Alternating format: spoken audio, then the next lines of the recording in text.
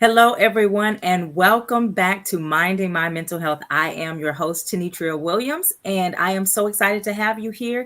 If you are joining us today, you know what I want you to do. I want you to hashtag live. Let us know where you're watching from. If you are watching the replay, I want you to hashtag replay. You'll know you're watching the replay because you won't see the word live at the top. Hashtag replay. And again, let us know where you're watching from. Welcome, welcome, welcome. I also want you to share this broadcast. I have two amazing guests. I'm really excited about today's topic and about today's guest. So again, go ahead, hashtag live or replay, share the broadcast, tag your friends and family. We're going to actually do the same. So I'm going to ask my guests if they will go ahead and take a moment to share this broadcast to various groups that you have permission to share to. Tag your friends, tag your family, and we are going to get started. I see people joining us, so I know people are joining. So again, if you are joining us, let us know where you're watching from. Hi, Kevin. Let us know any way if you have any questions or anything, and tag some people in the comment section. So I'm going to do the same.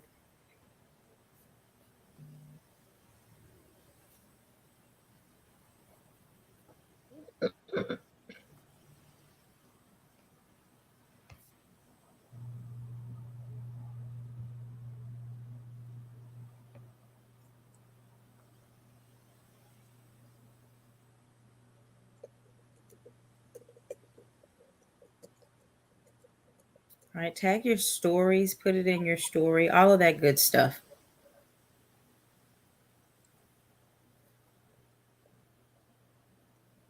And tag your people. So tag somebody that wants to live their best life. And that should be everybody, right? Everybody. All right. So as we're going through doing what we call our social media outreach, I want to welcome our guest. I am really, really excited about our guest today, not just because they are amazing people and great friends of mine, but because I think we have a lot of information that can help. And we got some special announcements to talk about today. So again, I'm going to ask the ladies to unmute themselves. We have Dr. Chandra Washington. We have April Marlowe. And we are talking about total life wellness or total life prosperity or total life health. However you want to describe it, we're talking about creating a life that you love, that is healthy and happy in various dimensions, your finances, your mental, your physical, all of those things. We believe it's combined. So welcome, ladies. Welcome, welcome, welcome. I'll start with Chandra. If you'll introduce yourself, and we'll pass the mic to April after you're done.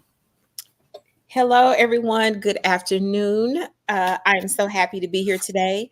I want to acknowledge, I was about to call you Nitra, but it's coming. It's coming. I want to acknowledge you and thank you for this opportunity. I am 1/3 of the EmpowerWell Collaborative, and I'm happy to be here today to talk about total life wellness. Hello, everyone. I'm April Marlowe, and I am a registered nurse. I'm also excited to be here today. Thank you for having us on, and I am the other part of EmpowerWell Collaborative. Well, thank you. And I am the third part of EmpowerWell Collaborative. And that's where we want to introduce ourselves officially. You've probably been seeing some flyers if you follow any of us saying the EmpowerWell Collaborative is coming soon. And guess what? We're here. We've arrived, if you want to say that, right? We are here. So we're going to talk about what EmpowerWell Collaborative is all about, but we're going to talk about how we can live full, healthy lives, kind of that total life prosperity, if you will. So let's just talk about what is the EmpowerWell Collaborative, how it started, what's our mission, and how we can help people. Whoever wants to jump in, and we'll just kind of have our conversation here.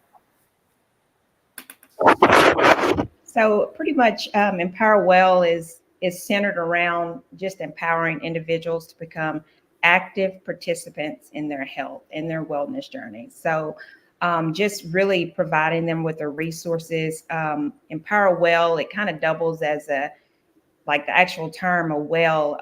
It's a place that you can go to and get a lot of resources, a lot of education for people to live happy, healthier lives. All right. Chandra, you want to add anything to that? What April said, and yeah, that's basically it. It is the goal in our vision is to empower people to take care of their own health care. It's to give people the education, the resources that they need so that they can effectively manage their wellness. So I'll talk a little bit kind of how we started, right? So I am, as many people know, I am a counselor. April is a registered nurse, and Chandra is a doctor in pharmacy. So together, we all focus on empowering people, helping people to live healthier lives. Of course, mine is mental health, theirs is more of the physical health, but Chandra also does like some wellness coaching.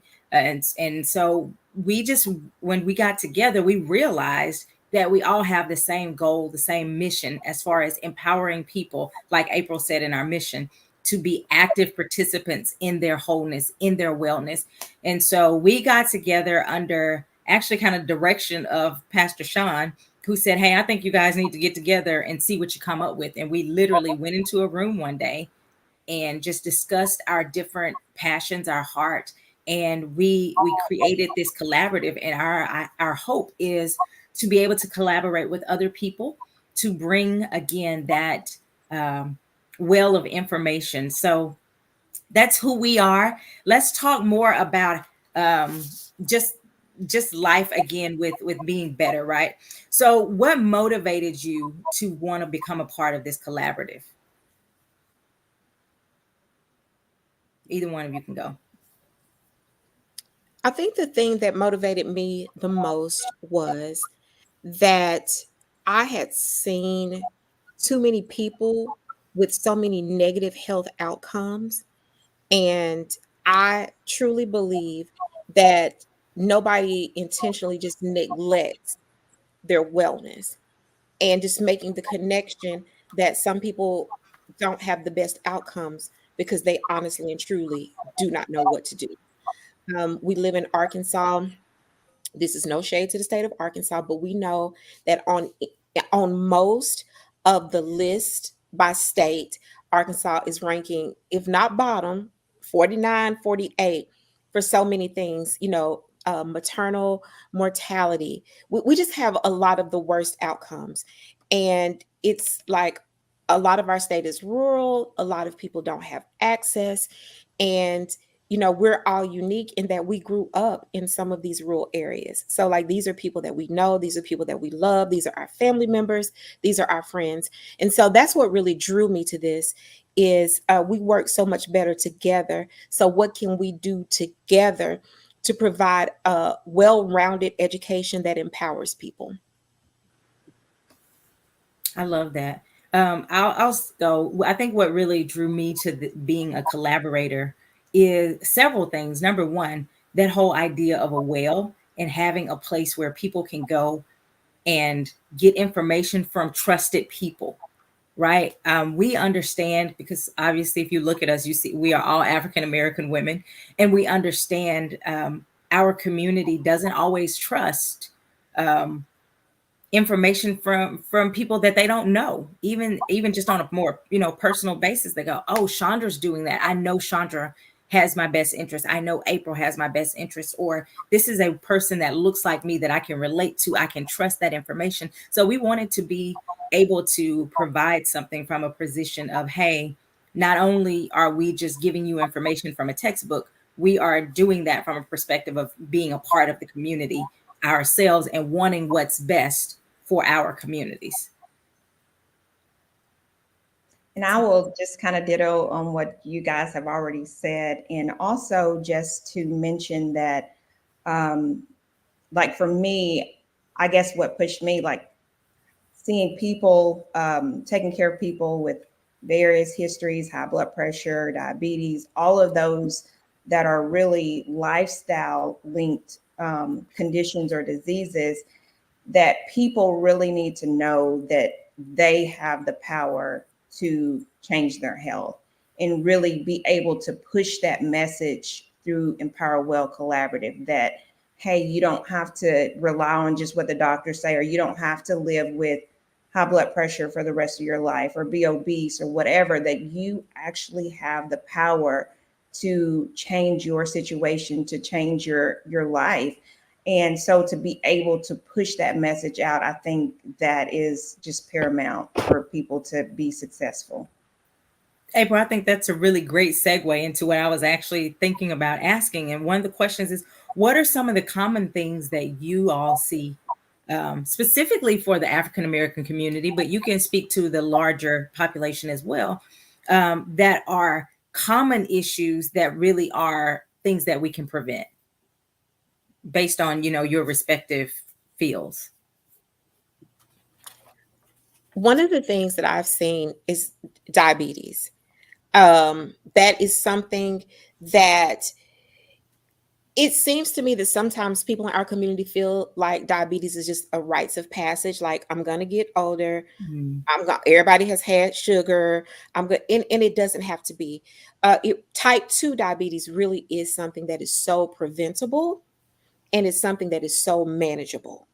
And I have seen people, have to have a limb amputated because their blood sugar wasn't managed. And once again, nobody is setting out saying, I'm just going to go get my leg cut off today. I think people really don't know what to do. Or even if they're told what to do, they're told in such a way that they don't really understand it, which is Mhm. why what we're doing is so very important. So I've definitely seen that a lot with diabetes. That's one of the areas that I've been most passionate about in most of my career.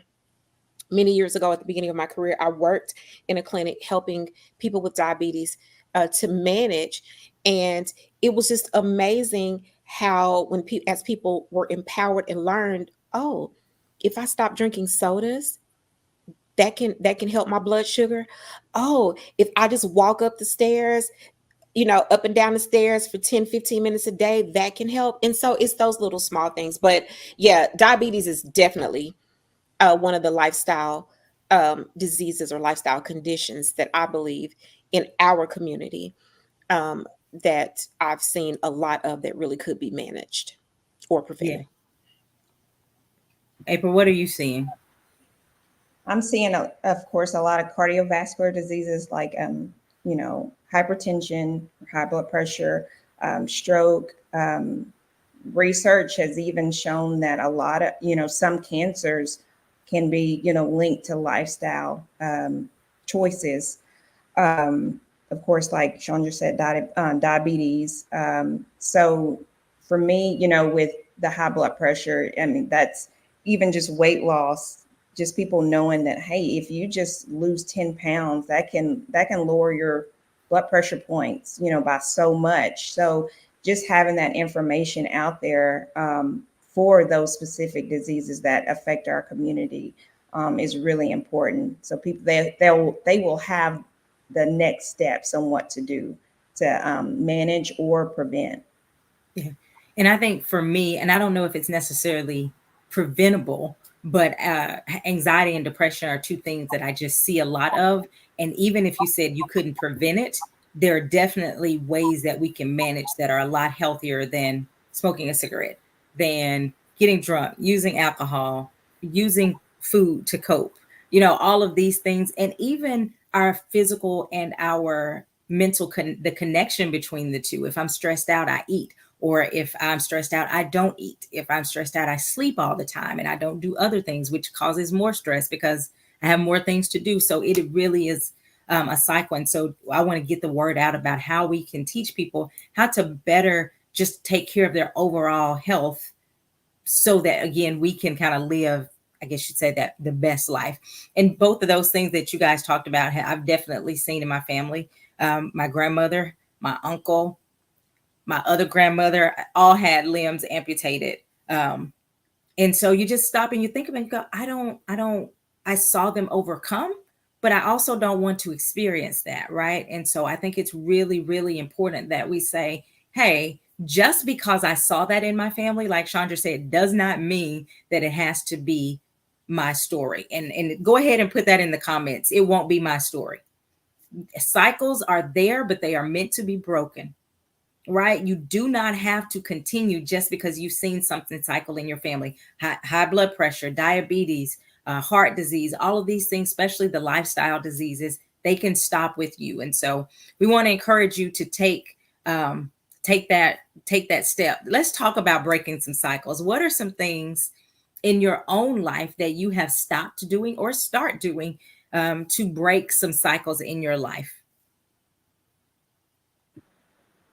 So for me, I've started walking and jogging consistently, at least 4 to 5 times a week. And it does so much, not only just for my physical health, but my mental health. I just think we kind of talked about this the other day, just to be outside in nature and just to walk and clear your mind. It does so much for me. It's almost like medicine, literally.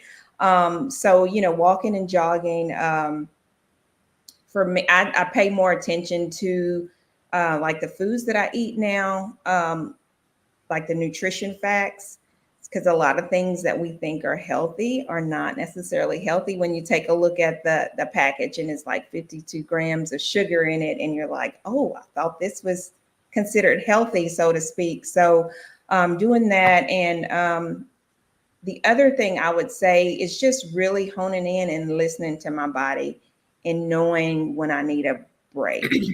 And, and a lot of times people don't realize how important that is in regards to your physical health, like knowing when to just knowing when you need a reset and you need to recharge for your mental and your physical health. Yeah. Go ahead, Chandra. Were you about to start? Go ahead. No, I was just saying everything that April, that's going to be my answer for the rest of the day. Everything that April said. No, but my answer would be a lot like hers. I have really tried to be intentional about what I'm eating. Definitely, looking at the package information, like she mentioned, and then just really not even buying things that I know are not good, because if they're not here, the thing that is worse for me is if I have to get up and put on clothes to go to the store to get some chips. I'm not getting the chips. I'm not going to do it. Like, my disdain for having to get up and be presentable to go outside is way more than any craving. So just being intentional. In fact, like for the past 2 weeks, I have wanted a Butterfinger candy bar. So random. So random. And every time I talk to my friend, I'm like, I want a Butterfinger candy bar. But you know what I got? One day, a date and some peanut butter. Yesterday, I got a Granny Smith apple and some peanut butter. And it's just being intentional, because I know that that candy bar is not the best choice for me. Also, really becoming intentional and disciplined in my physical activity. I tell everybody when I do something, they're like, "Do you like it?" I don't. I don't like anything. I don't. Like, I do not. I don't. I don't have to like it to do it. I know that it's Mhm. good for me. And so I'm, putting things in place so that I can be consistent and very disciplined in how I'm moving my body and how I'm exercising. So those would be the main two changes that I've made. And for me, it's kind of similar. I got a trainer last year. I've been working out now pretty consistently, almost a year, at least three times a week in the morning, doing some weightlifting. And I'm going to tell you, the journey hasn't always been super fun, and it's frustrating at times. But trying to learn to again look at labels and go, oh, like April said, I thought this was healthy. Realizing that this has a lot of sugar or a lot of saturated fat, or those types of things, learning those things and giving myself grace when I am eating something that I thought was healthy and I realize it's not. Okay, well, now I know I can put that down. But I have gotten to the place where I actually kind of look forward to working out. Now, I can't say I always enjoy the actual workout, but and the thing I would say for me that I had to do was I had to learn what worked for me. And there are people who would say, oh, I can run every day. If you're not a runner and you hate running and you're not going to be consistent, it's better for you to walk consistently than to run 2 days and never run for the next 6 months. Do something that you can do consistently, and you may build up to other things, but find out what works for you. And I knew for me, what worked was group classes, preferably in the mornings. Why? I don't know specifically, but I know I tend to respond more consistently to those things. And so that's what, when I went out finding something, I said, I want something in a group, and I want something preferably in the morning so I can get it out the way. And so finding what works for you. If you go, I love cardio, I don't like this. Okay, well, find that until you build that stamina and that, desire. So I'm really proud of all of us. Kudos, shout out to us for moving our bodies more and being more conscientious about our eating. Why do you think it's important to have African Americans in the healthcare professions? And what are some unique challenges, I guess? Well, let's see. What are some things that seem to be unique to African Americans when it comes to our health journey? So what are some things that seem to be unique to African Americans when it comes to the health journey? And why do you think it's so important to have African American providers and professionals in the healthcare field? Okay, how much time do you have? Like 8 hours. Now, I am a huge proponent of cultural competence in healthcare. And I think that I have observed that in a lot of these cases, if you have a provider who is not culturally competent, they cannot provide the best care. Many years ago, when I was training students before I moved here to Arkansas, and I would have them to do what we call a 24-hour recalls. They would ask the person, what did you have to eat in the last 24 hours? And so these people were like, I had some greens, I had some chitlins, and the students they're like, oh, they eat healthy. What do you mean they eat healthy? They eat a salad every day. Well, what did they say? They said they had greens. Baby, greens is not a salad. Okay. No, I said, did you ask them how they prepare it? They were like, no. Okay, so you need to be culturally competent and ask that. Maybe if they said greens, maybe they did mean kale or spring mix. But I said, I'm willing to bet that is not what they meant. And so they had to learn that, in our culture, that you're adding the ham hocks, you're adding all these, and they were like, well, that's not healthy. Yeah, but you did already told them that they're eating healthy and there are no problems. And so it's little things just like that. Just different cultures may not understand what it is that different cultures eat. There are also times when we need to know how to communicate with people. And so if I'm interacting with an elderly or anybody that's older than me and they're Black, I'm going to call them Miss, Mr. Like, in our culture, we don't call people by their first name. So if you have a doctor that comes in and they're like, hello, Susie, they're giving you the side eye because you're disrespectful. Like, you know how we make the connections. You can't be a good doctor because you don't even have home training, even though we know that may or may not be the case. So just the whole cultural competence in knowing and understanding the culture of who you're treating.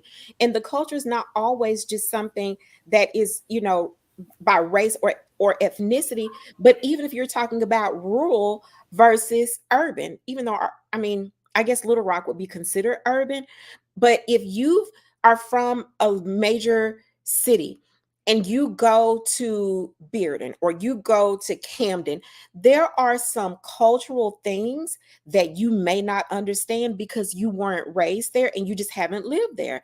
And so all of those things, while they're not necessarily directly related to healthcare, they are related and they can affect outcomes. Because if an individual does not feel comfortable with the provider, they're not going to trust you. They're not going to disclose what they need to disclose. And they definitely are not going to listen and do what you told them to do. Yeah, I agree from the mental health perspective as well.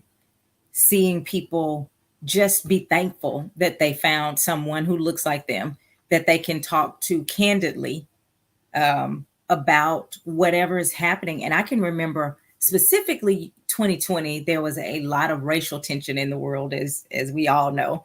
And people coming in saying, I had to find a Black therapist to work through these feelings. I could not, they just didn't feel safe enough. And so being able to have professionals that look like them to provide a place to say, hey, I understand that, without them having to explain everything, or someone who understands already just helps to build a rapport, which helps them to, again, like you said, receive the information that they're actually um, being taught, and even to point out sometimes some of the things that people don't fully get with when it comes to why people are stressed out in the first place, or why they're doing what they're doing. Oh, I understand. Hey, we got news from this on the news. I understand why you ate that bucket of ice cream. Now let's talk about some other ways to handle it. But having professionals that understand, I think, is valuable. I totally agree with what both of you have said. I don't think I have anything extra to add. I will say though that trust is a big factor with knowing that you have someone taking care of you or treating you that understands some of your background or some of your struggles or your cultural background. And also, a lot of studies show that patients that are treated by healthcare professionals of the same race, they tend to have better outcomes. They're going to respond better. Of course, it's just because of that trust and that communication factor. Yeah. And like you said, I think the communication piece is the thing. I've Mhm. had older Black clients come in and they go, I'm just so proud of you. They're proud just because they're able to come in and have somebody to talk to, again, that looks like them. Um, or that they can relate to, even if they look at me and see, oh, this is like my cousin or my niece or my whoever. Having that familiarity makes them feel more comfortable and to just be receptive. And ultimately, what can a doctor do if the patients aren't receptive to what they're saying? There's not a lot. And so I think it's very important that you do have people, not just Black people, but people from all different races and ethnicities and all of that, so that we can provide the best care from a professional perspective. Let's talk about the link between mental health and physical health. Um, what are you all seeing when it comes to physical health, how it impacts the mental? It's a cycle, and it's like which one affects which one, because they affect each other. And I think that we kind of miss that and skip over it so much, because we look at our physical health as some, we don't look at health in totality. We want to separate it out into my physical health and my mental health, but they all affect each other. Mhm. When you're not feeling well, when your body is hurting, you're releasing those chemicals that could cause feelings of depression, that could cause feelings of anxiety. And then when you have, or if you have circumstances that releases those chemicals, then that has a physiological response in your body.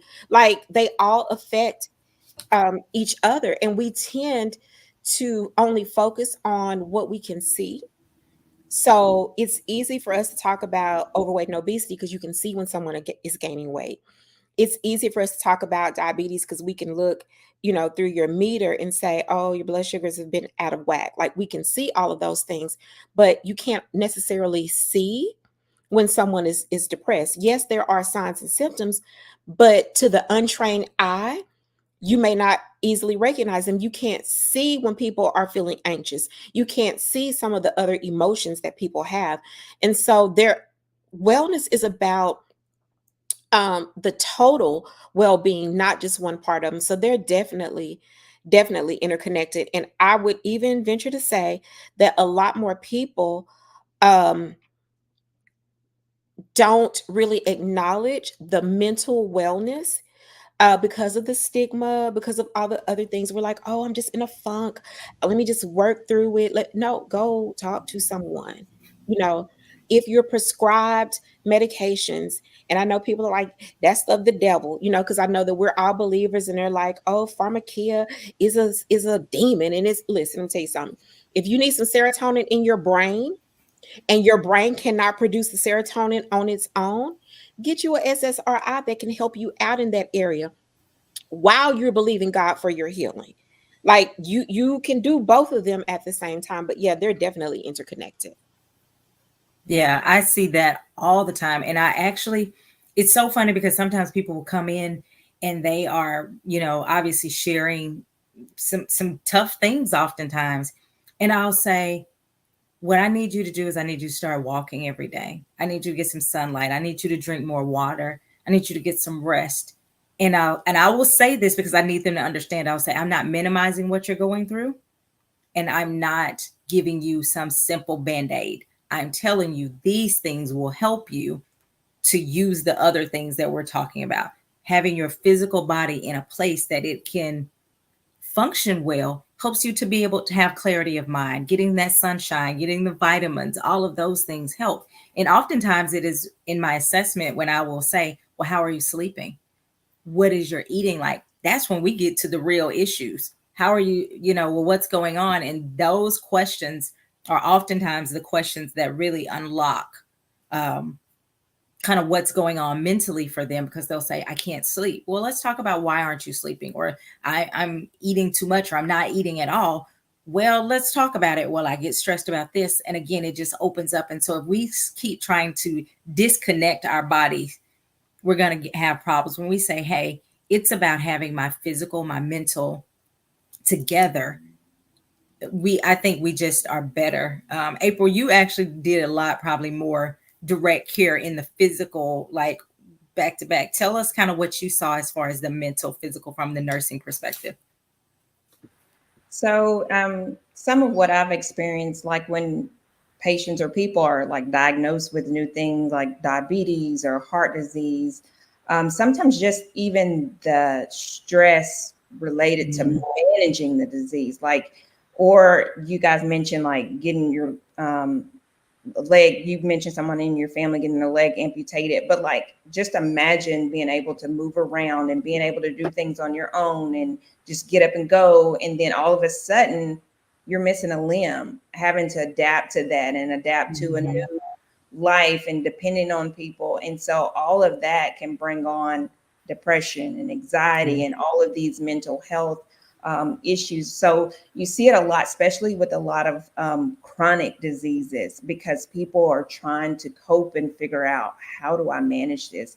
How do I adapt to this new way of living? So those are definitely some of the areas I see it in, especially, with chronic diseases, and, people with kidney insufficiency or kidney disease. Now they're on dialysis. They're having to go 3 times a week. I mean, that does a lot. I mean, that totally changes your entire life. So, it definitely is a connection both ways, from physical to mental and mental to, physical. Yeah, I agree totally. What do you think? What mindsets do you see people that stop people from taking better care of themselves? Um, I'll start while you got. For me, I saw or I see the idea that people think that counseling is just talking. I'm just talking to somebody. What is that going to do? I got it. And so literally they discount, again, from my professional perspective, they discount having someone who is trained versus just talking to a friend. And so they say, well, I was depressed when I called Susie. I was depressed when I got off the phone with Susie. Why is talking to you going to be any different than when I called and talked about my problems to 15 other people? I'm just feeling the same, and trying to share, hey, there is a difference, because there is a science behind what, when I'm listening from a different perspective. But also sometimes people don't even have those friends, and they actually just need a place where they can be honest with themselves, look at their choices, look at their thinking, examine why they're doing what they're doing, and explore, some hurts and releasing some hurts and all of that. And they need a safe place to do that. And so they don't realize the value of having that safe place from a scientific perspective as well. I think part of it is just kind of having that fixed mindset. Mm. Um, like, I don't know if you guys have ever heard anybody say, well, we got to die something. I'm not Hmm. gonna stop eating this pork, or I'm not going to do this. Stop using all this salt. We got to die something.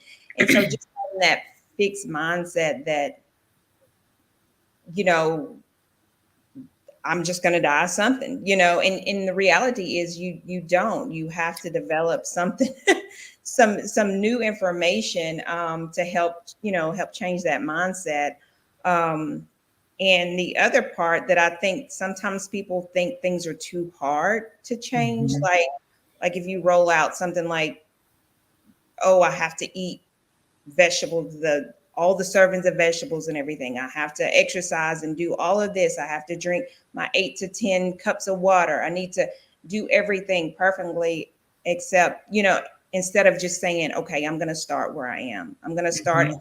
small increments and make small changes in order to become successful. So I think, too, having that mindset of just maybe somewhat of perfection, rather than progress. And Hmm. I know for me, I've struggled with that. That, okay, gosh, I didn't get all my workouts in. I didn't drink all my water, so it's just like doom and gloom. But you really have to focus on making the progress, as opposed to being perfect, doing everything.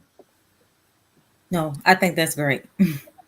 I think what I've seen, what I've observed as a pharmacist, is that a lot of times when it comes to wellness, people want to skip over the concepts and they want to go directly to the steps. Hmm. So it's like, I have this lifestyle condition. Listen, I don't care nothing about the foundation. I don't care nothing about what I need to know. Give me this pill and tell me I need to do A, B, C, D, which then goes back to what April was talking about a moment ago. What works for one person may not be the thing that works for you.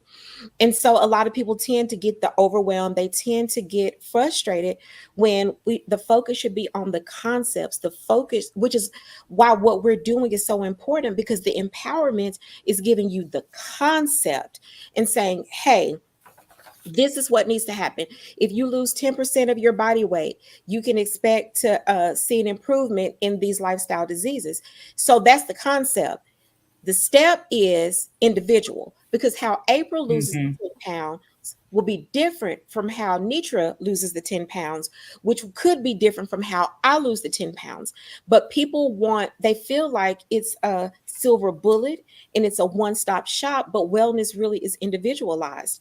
And so when I try what you try and it doesn't work for me, then I abandon that and then I go back to whatever habits it was that I was having. But that's just what I've seen. People don't care to know what that having that condition means. They don't care to know why it's important to treat that. They're just like, give me the pill and tell me how many times a day I need to take it and what do I need to do. So we can't skip over the concept just to get to the steps. And especially for those of us who are believers, and I realize some people who are watching this may not, but even in Proverbs, I think it's like chapter 16:9. I don't remember, but I think that's it. But it talks about how in his heart a man plans his own ways, but Hmm. it is the Lord that directs his steps. And so as believers, that's something we even need to be yielding to God to say, hey, I saw that Nietzsche had a lot of success by not eating XYZ. Is that how you want me to eat, Lord? Hmm. Because he may want you to eat that. Or it could be what April said, that she did this, and he might be like, you don't need to do that. Why? Because he created us. He knows what's best for our bodies. So that's just the main thing that I've seen, that we want to skip over the concepts and we just want to get to the steps for somebody to tell us what to do. And I think that for a lot of people, that is also their excuse when it doesn't work. Well, I did what the doctor said to do, and it takes all of the accountability from the person, and it places the blame on the provider, because I did what you said and I still didn't lose the weight. Okay, so maybe you stopped eating salt but you were eating cookies, or maybe you stopped eating cookies but you kept drinking juice, like all of those different things. So yeah, skipping over the concepts to get to the steps is the main thing that I've seen. Yeah, I think I love what both of you said. That fixed mindset piece I think is huge, April. With just believing that this is final. Like you have to die of something. You actually could die because you get old and you're ready to go home and be with the Lord. Um, I have an aunt that passed away. We miss her dearly, but the way things happened with her passing on was so like inspirational, I guess you would say. She had been telling us, "Hey, y'all, it's getting close, it's time," and she had been preparing, but she had always said, I want to go in my sleep. I want things to be this way. She wrote out her obituary. She laid things out the night before. Like people, like it was just such a I'm ready. I'm okay with this type of situation. It brought so much peace knowing, hey, some disease didn't come down and just, she was like, no, I'm ready to be with the Lord. I'm ready to reunite or whatever, and so I think hearing that you got to die from something, yes, but it doesn't have to be um this, right? It doesn't have to be heart disease. It doesn't have to be a stroke. It doesn't have to be diabetes complications or those types of things. It can be, I'm old and I'm ready. And so I think that's important. That again, having that fixed mindset, and also, like Chandra was saying, people want the steps because that seems like, hey, it's just a fix. But if you don't change, if you don't get the concepts and the mindset to go with that, you're not even going to keep up with the steps. Because I know for me, I had to change my mindset to I'm working out so I can lose weight for vacation or for the event or for the whatever. Because if I did not lose the weight, I would give up on the process. And so it had to be a mindset shift to I want to work out every day, even if the scales don't move. And Kevin can tell you, I will get frustrated when the scales don't move like I want them to move. And I'm like, you know what? I'm still going to keep going. I'm still going to be committed because now my mindset shifted. So it went from just a step to, hey, I'm doing this because overall this is better for me. So I think that's really, really, really important. What do you guys think are some things that if you could tell people one mindset, I guess, shift to make, what would that be? If you could think of just one, hey, and this is going to take you far. I think for me, if you are a believer, the mind shift is your body doesn't even belong to you to do what you want to do with it. Boom. So when you look at it that way, because all of us, I'm sure, have had similar upbringings. You know that when you go to somebody's house, you don't go put your foot on anybody's couch at their house, right? You don't go dirty up anybody's house. You leave it better than you found it, right? We were taught to have a respect for things that belong to other people. Our body belongs to God. Jesus paid the price for our bodies. So when I started thinking of it that way, I'm like, oh, you don't get to make this decision. Even though you don't like physical activity, you don't get to decide that you're not going to do it. Your body doesn't belong to you. So Mm. that caused a tremendous shift uh in my mindset, because I'm like, well, doggone. I mean, okay. Yeah. Go ahead and if that was an ouch moment for you, go ahead and just put ouch in the comments. If that's for you when you heard Chandra saying your body doesn't even belong to you, you don't have a right to say, I'm not going to work out or eat healthy. That's not yours. You do what the owner says. Go ahead and put ouch in the comment. April, what would you say as far as like a mindset shift that people can take with them? I would say that that they have the power to change their health. Just that simple. Because a lot of times, like even just thinking about my husband being diagnosed with diabetes, he had to make a choice that, okay, am I just gonna live with this and take the oral medication and maybe be on insulin or whatever, or say no, I have a role to play in this and I can change the outcome of this situation and reverse it. So just knowing that you have the power to change your own health. I think that will go so far, just knowing that, because like I said, a lot of times people are faced with so many diagnoses, so many things, and they're like, okay, this is it. It's not. It's not it. It's not the end of the world. You actually have the power to change your situation. And you really have to change your environment, get new information, and really just flood yourself with new information in a new environment. And that's going to help propel or help change you, walking. Not saying that now you have to run a marathon, but now you can walk. Even if you don't walk a mile, you can at least walk to the mailbox. Like I said, making those small changes. I'm gonna drink an extra cup of water today. Just those small changes leading up to, improving your health and wellness. Yeah. I was actually going to say pretty much exactly what April said. And just that idea of you have the power to change. But then I guess jumping on, somebody said that first one was deep, come through April with delighting that load. But that idea that we have the power, but also if you're a believer, not only do you have the power, you have access to Holy Spirit to know how. That's so you were talking about your husband, Ralph, which I don't even know if you said his name. Sorry, he's been on here as a guest, so I guess he's okay with me saying his name on the air. Having a diagnosis and then shifting his lifestyle. But some people would say, oh, he's got diabetes. He's just got to watch the sugar intake.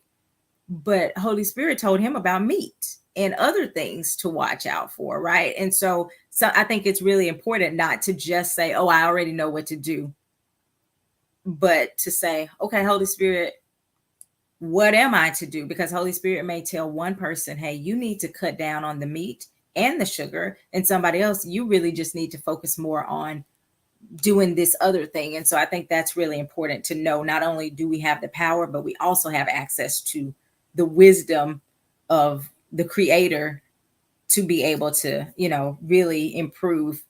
So again, does anyone have any questions? Let me read some of these comments over here. I got some ouch. Jesus paid the ultimate price for our body.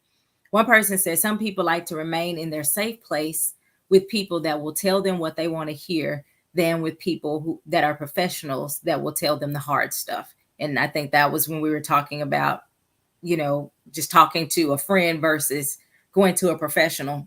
And April mentioned it. Your environment is important. If you're surrounding yourselves with people, when you get stressed out, they say, oh, girl, just eat the cake.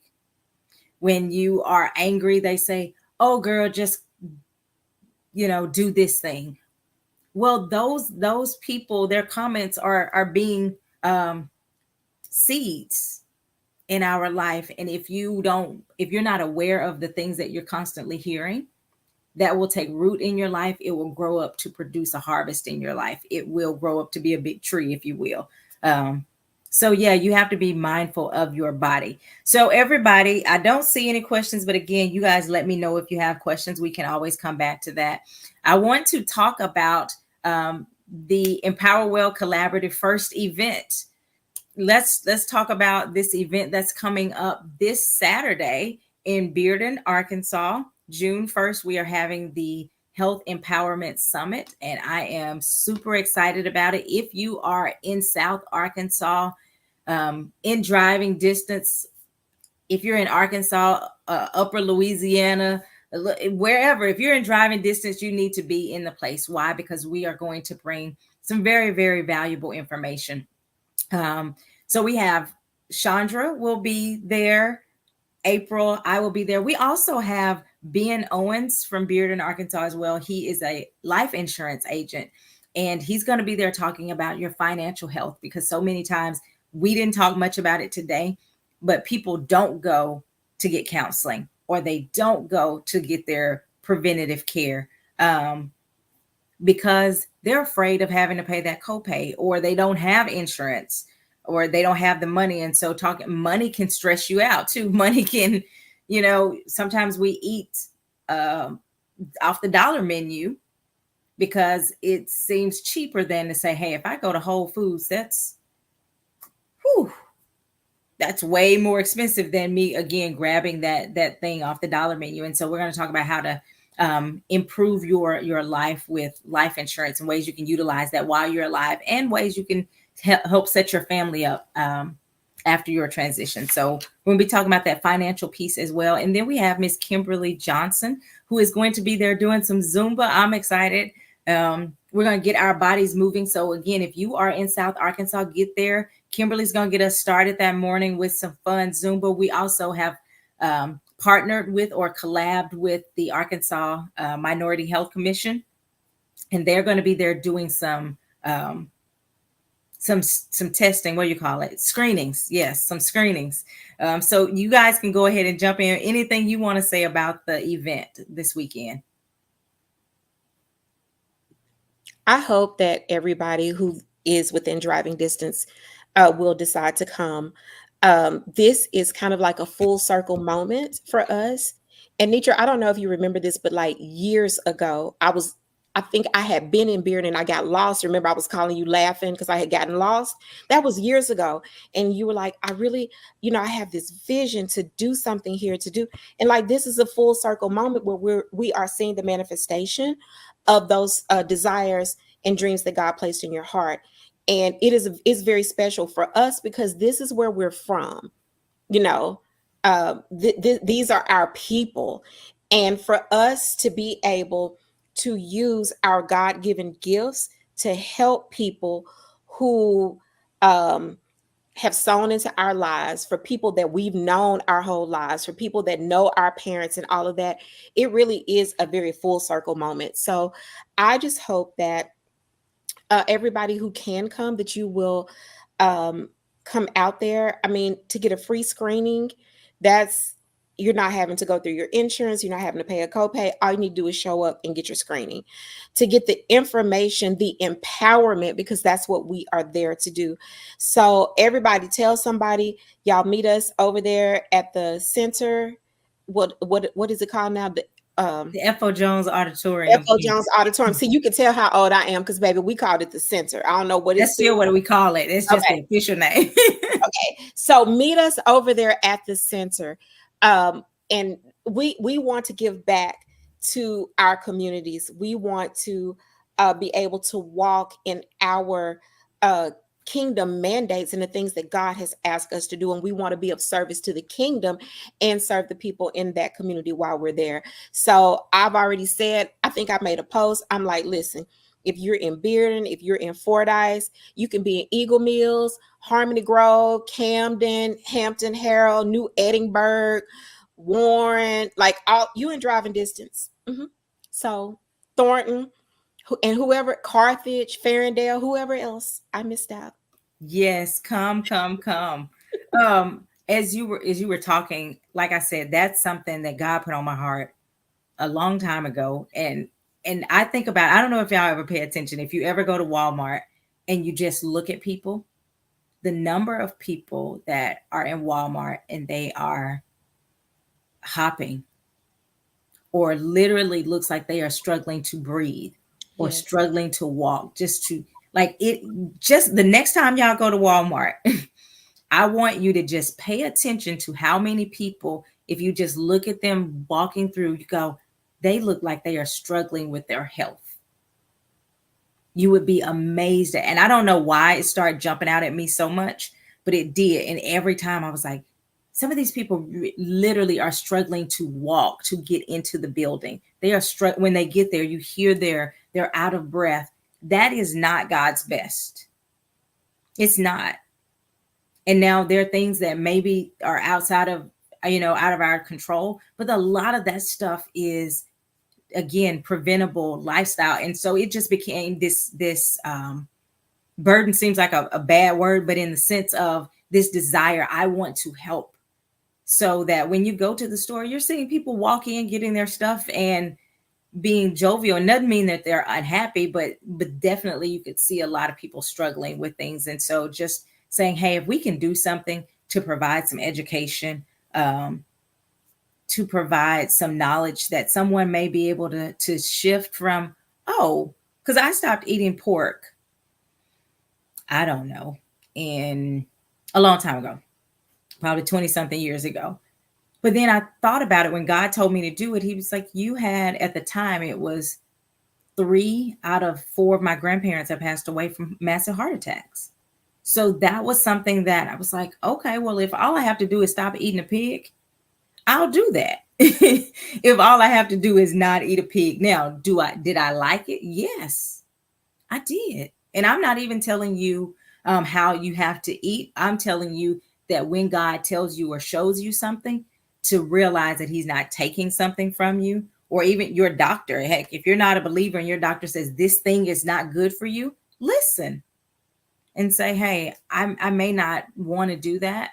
But like Chandra said, our bodies are not our own, but I'm going to do what's healthy for me. April, what are your thoughts about this coming event? So I'm excited. I'm excited. So anybody, if you're close, come out. If costs have been excused for you, there's no excuse now. It's totally free. Blood pressure checks, cholesterol screenings, blood glucose, blood sugar. So come out and just check, see where you are, especially if you haven't, had your annual primary care visit or had any labs drawn. At least check those labs, because those are some that can lead to some serious issues down the road. So just find out where you are.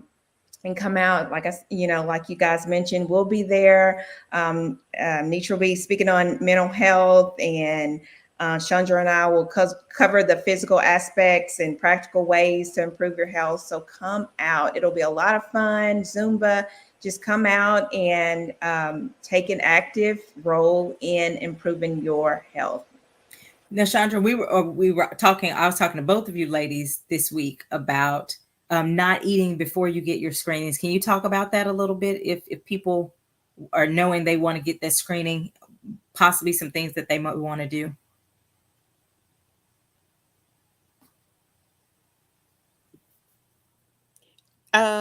Yes. So when you get blood work done and all of that, it's usually best if you remember whenever you've gone to the doctor for your yearly or whatever, they tell you, hey, after midnight, don't have anything to eat, don't have anything to drink, because that is going to there is nothing in your bloodstream. And so when you get the screenings, they're more accurate. So I would encourage you, if you know that you want to get your cholesterol, and it has the most profound effect on your blood sugar, but try not to eat. We are going to be providing, we have a set number of lunches that we'll be able to provide. So if you know that you want to get your blood sugar taken, and all of that, we encourage you not to eat before you come. If you do happen to forget and you eat, they'll be able to adjust and all of that. But just know that having food in your system can affect your screenings. So yeah, we encourage you, if you say I'm going to get some screenings, maybe to try to wait, and we'll probably have. I'm going to try to have some snacks there, some healthy snacks there to be able to eat. Maybe after that or whatever. We'll definitely have some water and drinks and stuff. But I wanted to know. I know it's not a requirement, but if you can wait to eat, if you're going to get more accurate readings, by all means, if you're willing to do that, I definitely want to do that. What does Karen says? And don't do like I did and eat seafood and steak the day before your blood work. Yeah, we be mindful that you're going to be getting some screenings that day.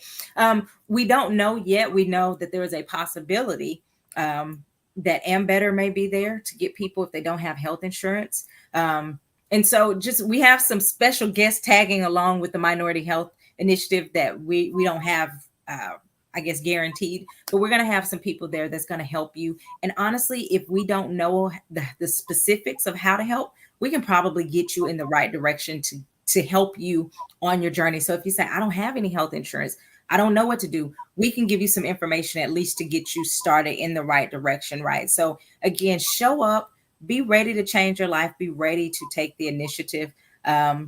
We will be, Chandra, April, and I will be putting out a way to sign up for some newsletters that will be coming. So sign up. When you see this, you want to make sure you are a part of the EmpowerWell Collaborative newsletter or mailing email list so that we can start sending you, because this is the first event of many events. Okay, so go ahead and put that in the comments. First of many. This is our first event. We're excited about it. We're going to learn and grow from this, and I'm telling you, every event after this is just going to build off of this, because we're going to take this experience and we're going to say, how do we make it better?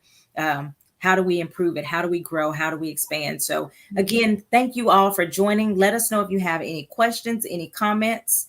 Let's see if you have any specific questions for our guest, Chandra. Again, we're going to have Ben Owens talking about your money. We have April Marlowe, Chandra Washington talking about your physical health. We have Miss Kimberly Johnson getting our bodies moving with some Zumba. We also have some special testimonies from a couple people that I have talked to down there that are going to share about how they've changed their lives through diet and exercise. And so we're excited. And I know it may sound like, oh, this is going to be preachy. It's going to be practical. It's going to be practical, and it's going to be empowering. And we're going to try to make it fun. We got some gifts. Did I mention that? We got gifts. Go ahead and put gifts and surprises in the comment section. Gifts and surprises. So you may win a nice gift that you didn't even know you were coming there with. So come prepared to grow. Come prepared to learn and to be better. And bring a friend. Bring a friend. Bring somebody. Tell your homegirl, your sister, your cousin, hey, let's go up here this Saturday. It will be worth the drive. It will be worth getting up out of bed on a Saturday morning. It will be worth it because you will leave empowered. So I don't see any questions here. Practical, empowering, and fun. Yes, Crystal, practical, empowering, and fun. That is our, might be our tagline moving forward, right? Because we got some fun stuff coming up too. We got some really, really fun stuff. I'm not going to share it yet. Y'all have to stay tuned. Gwen, it starts at 10 a.m. at the F.O. Jones Auditorium in Bearden. So 10 a.m. Great question. June 1st, this Saturday at 10 a.m. You may want to get there a little early to get parking, get seated, and all of that stuff. Get your screenings and get moving with Zumba. So I hope y'all wear comfortable clothes. So this is not a churchy, dressy event. Don't come out there in your heels. Come out there with your tennis shoes. Come out there with your workout stuff. We'll have some t-shirts on, some comfortable things so that you can move that body. You can be active and be really ready to receive. Definitely sharing the event. Thank you, Kimberly. I know you're not in Arkansas or in driving distance for that matter, but we appreciate you sharing the information for everybody who is in our area. And hey, let us know. You may want an health empowerment summit in your area. Let us know, because we are EmpowerWell Collaborative, and we are here to help empower people to live their best lives. So I appreciate you guys. I will see you guys back next Thursday for Minding My Mental Health. I will see you, and be in Bearden this weekend if you can. Bye-bye.